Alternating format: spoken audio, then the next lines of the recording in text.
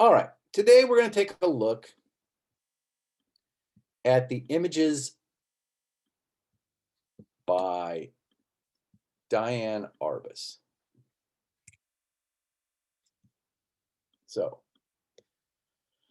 let me see if I can get here. All right, so you should see these images of, or you should be seeing a single image on my screen now of, this one's called Puerto Rican Woman. And we saw the video on Diane Arbus the other day. So does everybody see that image? It's a woman with black hair, kind of lip a lot. Okay. All right. Thank you for letting me know. Okay. So Diane Arbus, we saw the video about her and about her work and about the freaks. Again, what I want you to understand is she expanded the range of what's acceptable in a photograph. She started photographing those people who didn't fit into sort of culture and society. And what I want you to understand is she's photographing the 50s, the 60s, into the 70s, and up until her death, where she commits suicide. And the people she's photographing don't fit into this. If you think about the 1950s, you have to think about where America's at. We're coming off World War II. We're controlling huge amounts of the world's wealth. We're exporting our culture like crazy through Hollywood, through films and television shows and all of that kind of stuff. And when you look at what's being exported, what's being shown to everybody as what America is, just if we look at the television shows, it's the time of Ozzie and Harriet, Leave It to Beaver, Father Knows Best, all of these family shows. And, when you watch these shows, you'll notice a couple of things. One, the gender roles. There's a husband who goes to work and a wife who stays at home. You never, well, I shouldn't say you never. On Bewitched, you see the husband, but that's a little later. But in these early shows, you rarely see the husband at work. You just see him when he gets home.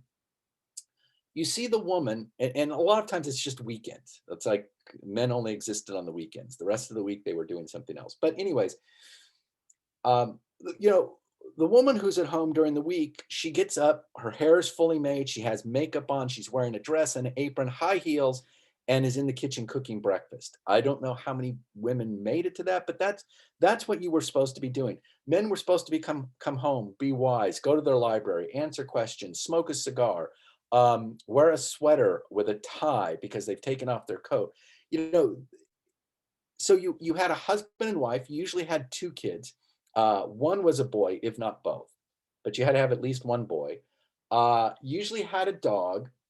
You lived in the suburbs. You drove a station wagon. And oh yeah, the most important part, you were white. Those are the only people that existed. White heterosexual families. Nobody else existed.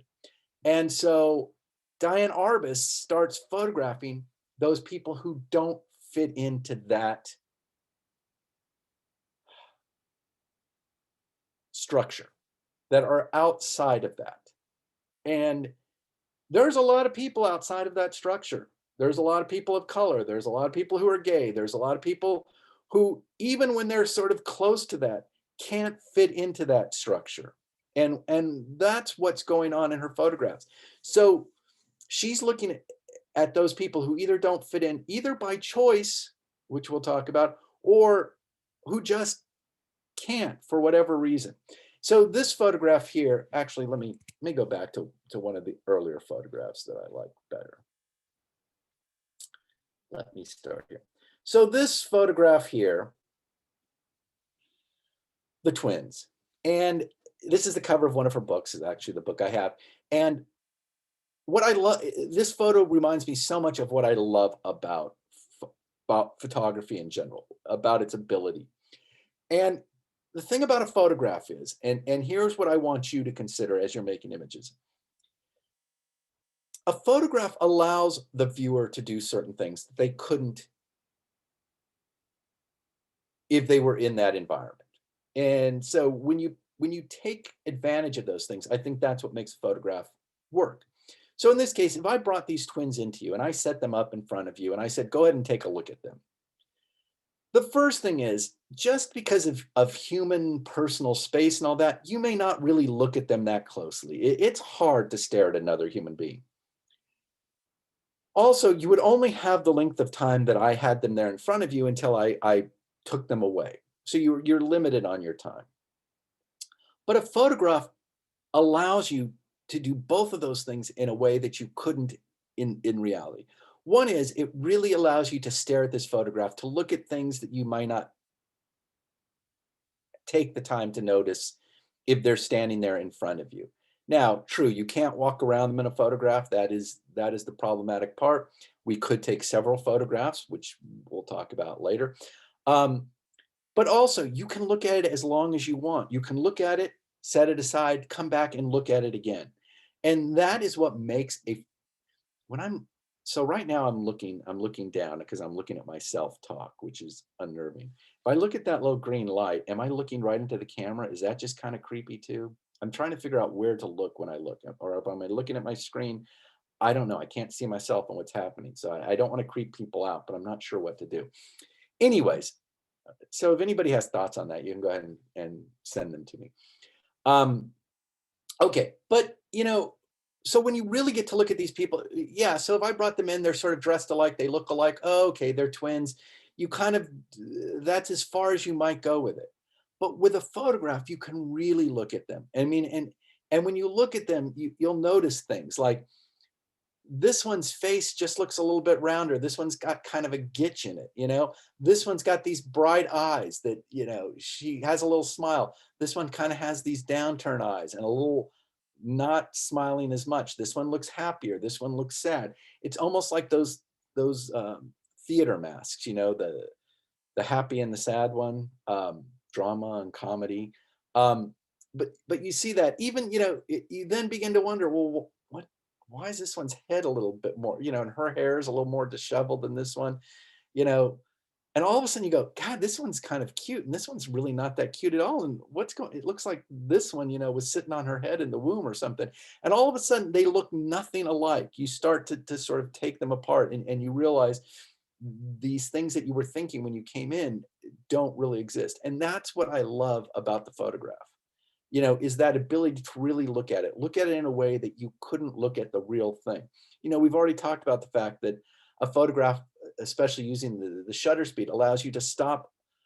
I just watched this documentary on Usain Bolt, right? The runner, sprinter. I always say Manute Bolt, but that was the basketball player, Usain Bolt. And that famous photograph where he's running and looking at the cameras as if he's like, hey, I'm in front and I'm so good, I'm going to stare at you. But, that ability for the camera to stop those fractions of a second that you wouldn't be able to see with your bare eye, all of those types of things are things that you can take advantage of when you make photographs. Let me go ahead and go back here. So, people ask me, what are you looking for in a photograph? Because you say, oh, I should tell you too, the disclaimer, I assume you're all adults will be seeing images that are controversial or will be seeing nudity and things like that. But okay, moving on. So what am I looking for? All right, let me take this photograph, for example. One of my favorite, probably in my top 15 photographs of all time. And one is, this photograph would be interesting enough. Just a portrait of this woman here with this sort of hairdo is, come on, that's pretty incredible. And most people would probably crop it right around here, maybe even get her hand and the chair and the boots and the whole outfit in. Yes, that would be interesting enough. She's interesting enough to be photographed. But what I love that Diane Arbus does, and this is the thing, she pulls back far enough that you see this little poodle over here. And this poodle and this hairdo look so similar, and so it brings up these crazy connections. Like, okay, is this just an aesthetic that she likes? Or how bizarre that women feel the need to be treated like a poodle or to be I don't even want to say glamorized, but the idea of beauty in here is the same as this idea of beauty in this hair that is nowhere near natural. That is not what anybody's hair looks like in nature. Yet somebody has gone to the effort to do that. What is this aesthetic based on? What is this idea of beauty? Or, even female, poodles are considered more feminine. This is not a hairstyle a man would have. Some men, we'll see those too. But all of that going on in that image brings up all these sorts of questions. And Diane Arbus's photographs, while she photographed the people on the fringes of society, the people that she called freaks, but it brings into question all of these things about why. Why are people making these decisions? This photograph, again, one that I really like, doesn't make my top 20, but what you have to remember, I described the sort of nuclear family and that's going on at this time. Also, there's Elizabeth Taylor, who is sort of the reigning queen of Hollywood. And Elizabeth Taylor embodies everything that a woman's supposed to be at this time. She's beautiful. She's so, but what the thing about that is that on the screen, these people have hairdressers, makeup people, they have lighting people. This is not what people usually look like. There is this kind of beautifying the beautiful aspect to it. Like, it's not enough just to be who you are. You have to go through these extra hoops in order for it to be beauty, right? And what I love is this little family photograph here, which this would be interesting enough just because of this kid and whatever's going on with him. I don't know whether he's right in the head or not, or whether he just has to pee or it's a bad moment, whatever it is, plus this kid staring at the camera. Those two things make it interesting. But what makes this photograph even more interesting is you look at them and here's, a fairly young couple. They've got what appears to be two kids. Now, again, in a photograph, we don't know them. All we have is what is here in the photograph. So we have these two kids. He's not dressed in some suit and, he's not, they look like a working class couple. But look at her. Look at the amount of work that went into making this happen. This hairdo, the makeup, the clothing, all of that does not seem conducive to raising two children. Now, okay, so you say, well, they're going out. They've been to church or they've gone somewhere. But still, whether he didn't feel the need to put on a suit and tie or to, what's acceptable for men and what's acceptable for women is even more sort of bizarre at this time. But this is, and Diane Arbus is acutely aware of that, of sort of the pressure placed upon women, the pressure placed upon people to fulfill a certain role, to act their part, to do what is expected of them. And that is what she's photographing, is that attempt to be that thing. People trying, you can see this is, I don't know if this is a choice or not. I mean, obviously it's a choice. She chose to do it. But where are these things coming from that are telling you that's what you're supposed to be like? Why is my image not going away here? All right. So, you start to see that over and over. Oh, I forgot to tell you that the twins, if any of you've seen The Shining, Stanley Kubrick's movie, Jack Nicholson, the deserted hotel, Stanley Kubrick based his twins on these two here. So on this photograph of them. All right, so now let's talk about what makes for an interesting photograph. So again, here's this photograph of this Puerto Rican woman.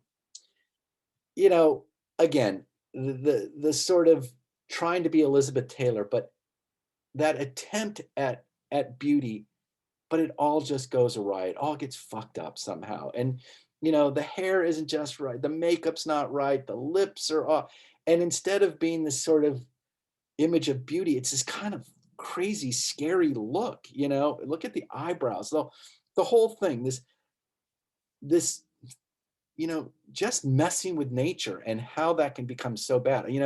I, what I find so interesting, and if I were Diane Arbus, I'd probably be photographing people who've had plastic surgery, because it may look good at first, but it doesn't age well. It goes awry, and you can see that. And that same sort of thing, here's what's happening in these images. Let's go to the next image. Here's this image of this kid, and look at, and it even connects to now this sort of crazy patriotism. He's all of what, maybe 14, 15. He knows nothing about war or what it's like, but God bless America, support our boys in Vietnam, bomb Hanoi, this sort of hawkish pro-war idea of patriotism for somebody who's never been in it, who's never had to go to war, who's never been shot at, who's never had to lay in mud, who's never had to watch their friends die, who's never had to suffer real war. We are fairly insulated in the United States. War doesn't come to us, we go to it. So, that back and forth between those types of things in these photographs. One of my favorite photographs here too, so when we talk about people on the fringes of society, so, we've taken a look at women who feel this need to sort of fulfill this role. Here's this guy who is not going to fit into the Cary Grant, Errol Flynn, Hollywood leading man role. Just physically, he's not. But what I love about this photograph, and when we talk about Diane Arbus photographs, it is that thing that instead of operating like a fly on the wall from a candid perspective, where you sort of catch people in the act or photograph them with them being unaware of the camera, she engages the people. She talks to them. They know they're being photographed. They're choosing how to present themselves, or whether to present themselves at all or not. So what I love is when you think about that photograph, here is this, I guess dwarf is the politically correct term. I'd rather be called a midget than a dwarf, but I guess midget is politically incorrect. Dwarf is the correct term. Anyways, here's a guy who's obviously physically not your leading man type. He's choosing to be photographed without any clothes on, and just this sort of towel placed across, his manhood. Let's put it that way. Although I hate that term too. Across his lap, so it's hiding his genitalia. I guess that's the nice way of saying it. But look at this photograph. Look at him. He's looking at her like, come on, I know you want, and no pun intended, I know you want a little of this. He's got his Rico Suave going, the hat, the mustache, even a little bottle of booze back here. He's working it for all he's got. And to me, that is the interesting part of that photograph.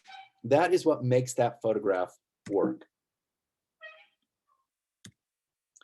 This photograph is one that's one of probably her most famous photograph on the cover of books and all that kind of stuff. It's one of the few that she talked about. We saw a proof sheet from this, so you saw how many times she shot this kid, photographed him. But this is one of the few that she tells a story about. And basically what she's using is a medium format camera. And with a medium format camera, it hangs around your neck and you look down. So you're looking through a lens. People are looking at you, but they're often looking at sort of the top of your head or your forehead. And so you're not really engaged. They feel like they're looking at you, but there's this little bit of a distance. But anyways, so she's got this camera and she's talking to him. And first, she asks if she can photograph him.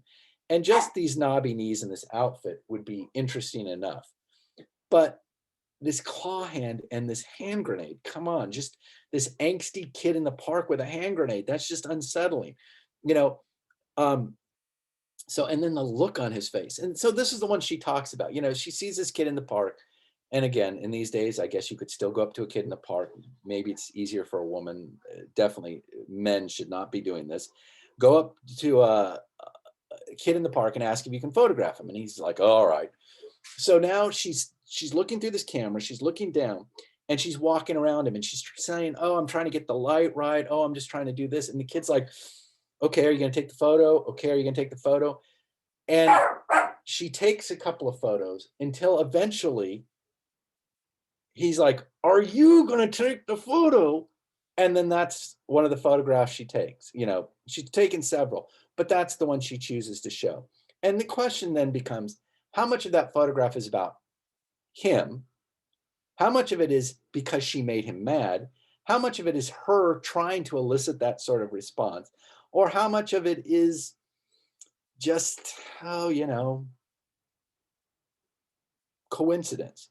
But, you know, is that angst? Is that there just below the surface? We don't need to know who this kid is to see that, you know, carrying a hand grenade, the idea of war, all of that stuff taking place, kids playing with these, you know, a hand grenade as a toy. But when you think about a hand grenade, this is a lethal device. This is what blows other people up. There are, you know, young men not much older than this kid right here, not playing with hand grenades, but out in Vietnam throwing them at other human beings. You know, all of that stuff kind of comes up in these photographs.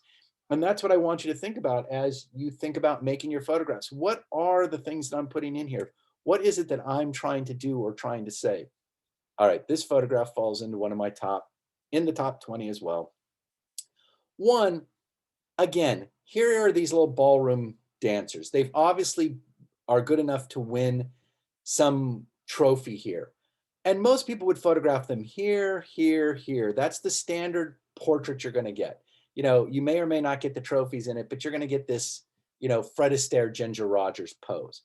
But again, what I love about Diane Arbus is she pulls back far enough that you see, one, you know, it's a kid who's outgrown his pants.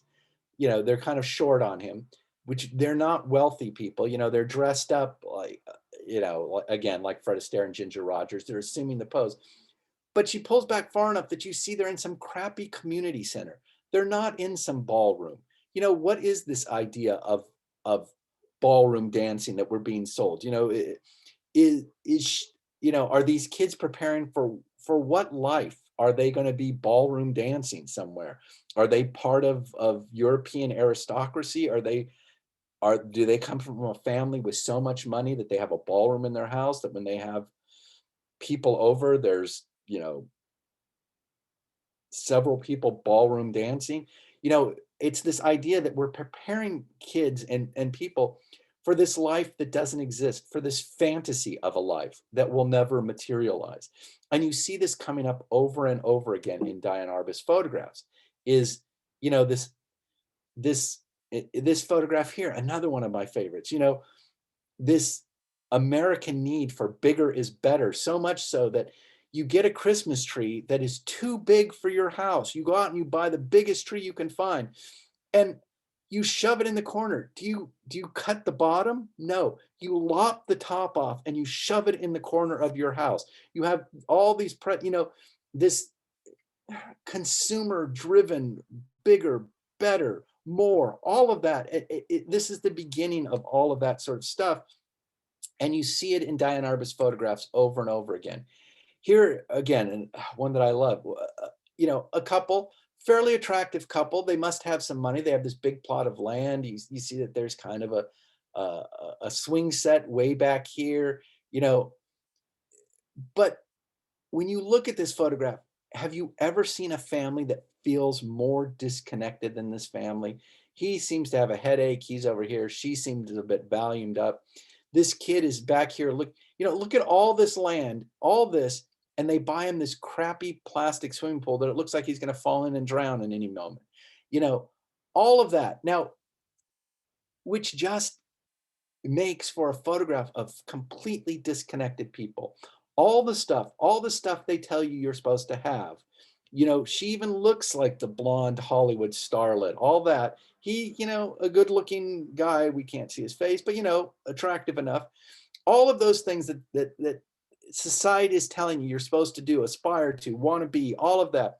Yet the emptiness in that. Now, this is a photograph. It's a photograph made by Diane Arbus. You know, is she looking for that moment? These people could have been running around their yard. This may be this new house that they just bought, and they were just laying out where their swimming pool is going to go. They may, you know, they may have been throwing the kid up in the air and all laughing. And this is the moment when they're like, whew, and they just sit down and they're tired. We don't know. All we know is the photograph that we have here in front of us.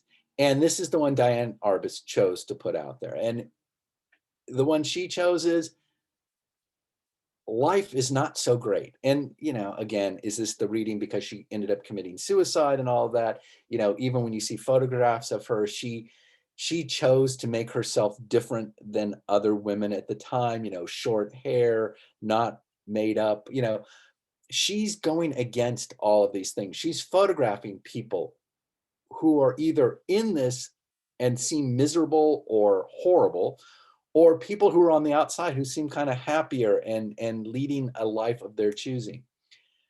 This one just cracks me up. Here's this woman, she just seems to be sitting on a normal couch holding a baby, but when you look, it's a baby monkey. What is that about? Oh, so many things we could talk about with that one.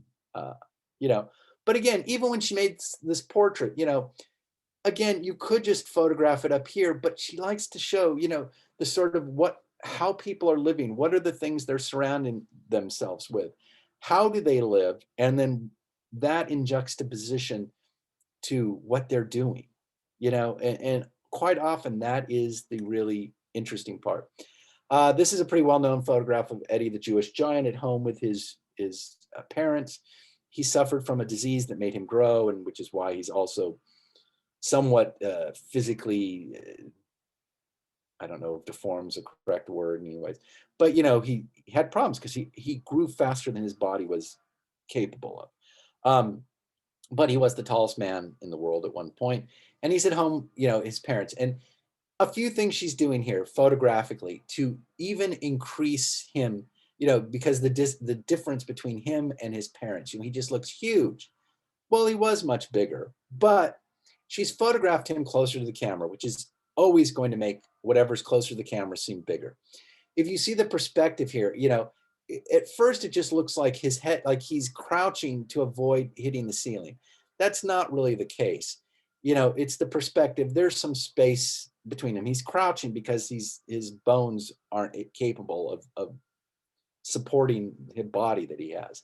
But moving him forward, also using a flash, which we can see a flash because of the heavy shadow behind them, flattens everything out, makes this perspective even more. So she's photographing with a wide angle lens, which is going to sort of fisheye everything.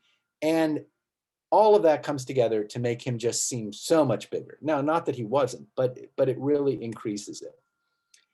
Here is the tattooed man from a carnival. Again, she's going out to different places and photographing people, carnivals, nudist colonies, uh, just these different sort of environments. She's choosing to go out and photograph these things. Again, a lot of things that are not photographed, that are not part of the Ozzie and Harriet, Leave It to Beaver, 1950s white man world. She's photographing things that are not part of that. And so, what makes this photograph so great though is just that dead stare into the camera, and the slightly below angle makes him seem a little more heroic. The pose, all of that, just, an interesting character, but the way he's photographed is also very interesting.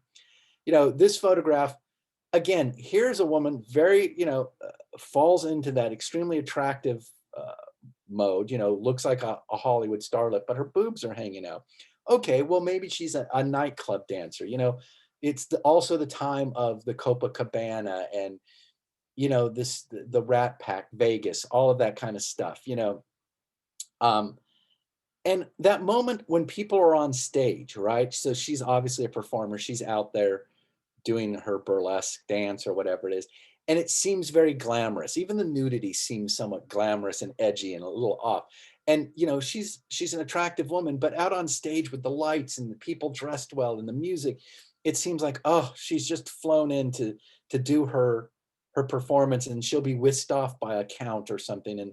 And she spends her days out in the sun tanning, and that she leads this sort of glamorous life. But Diane Arbus photographs her backstage, and you can tell this is not a glamorous life. She leaves that whatever hour and a half out on stage to come backstage and just to a room that's cold. You need a heater or a fan, you know, this is not a castle. This is not a wealthy person. This is not the glamorous life that people in the movies and television lead. And you see this sort of come up over and over again.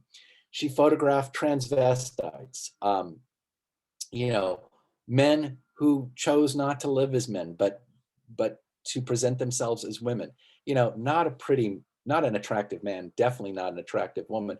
But you see the, you know, the curlers, the fingernails, you know, so you start to see the artifice, that idea, you know, it's not bad enough that women have to try to be this thing, but men taking on these female signifiers that are, you know, that just look, when taken out of context, look even more bizarre. You know, or this one, oh God, this photograph just kind of makes me cringe every time. One, you know, again, any guy with his junk shoved between his legs is just going to be a bit off-putting. But you take a look at this photograph, and obviously he's trying to be a woman. She photographs him in behind these curtains, you know, again, that sort of idea of performance or being on the stage.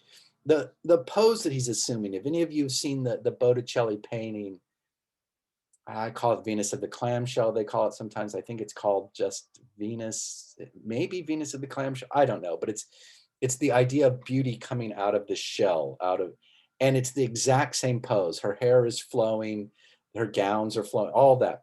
It's, you know, the knee forward, the leg.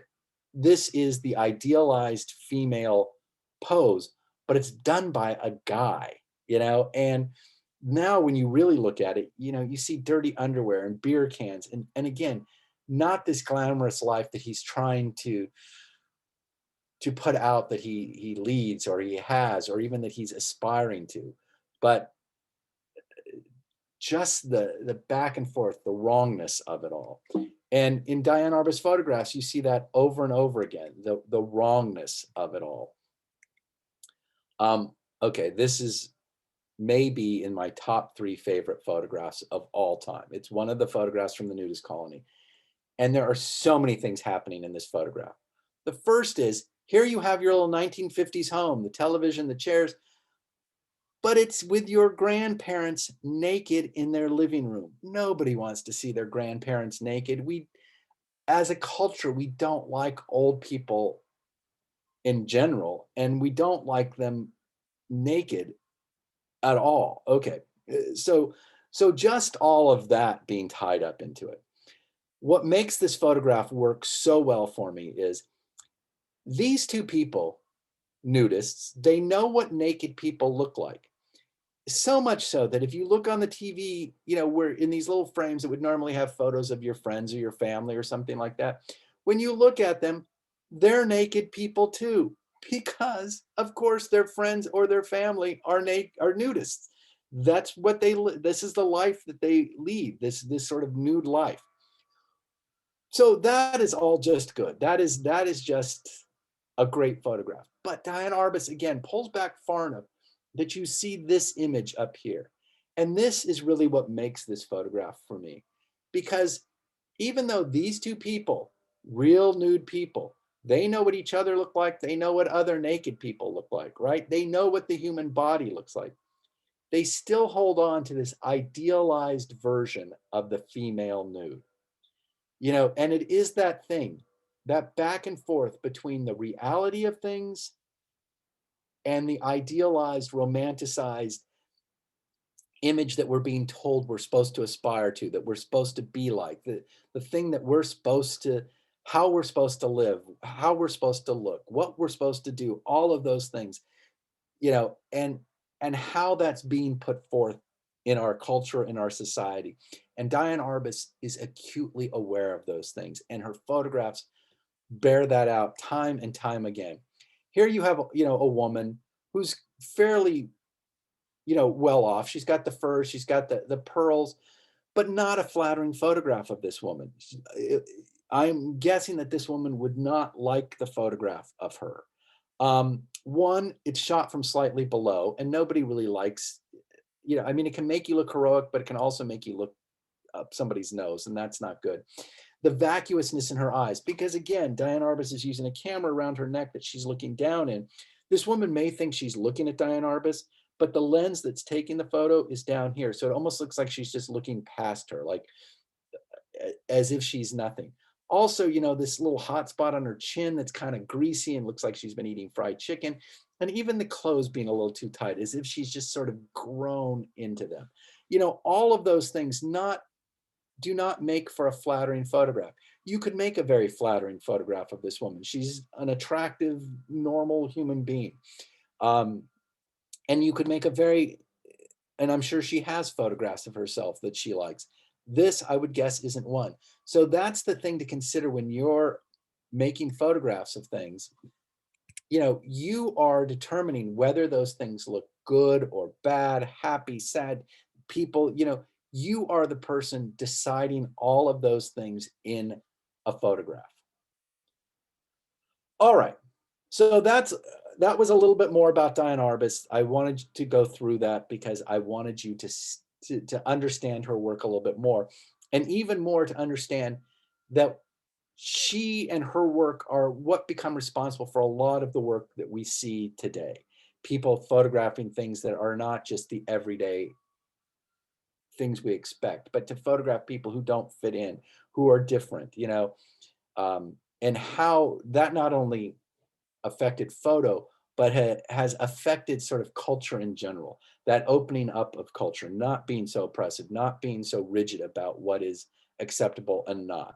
And you see that reflected in the artists, in the next generation of artists, and a lot of the artists that we will be looking at. I want you to understand that if it weren't for Diane Arbus, uh, they may not be making these photographs, but we definitely wouldn't be talking about these photographs in the same way. So, all right, that is my spiel for today.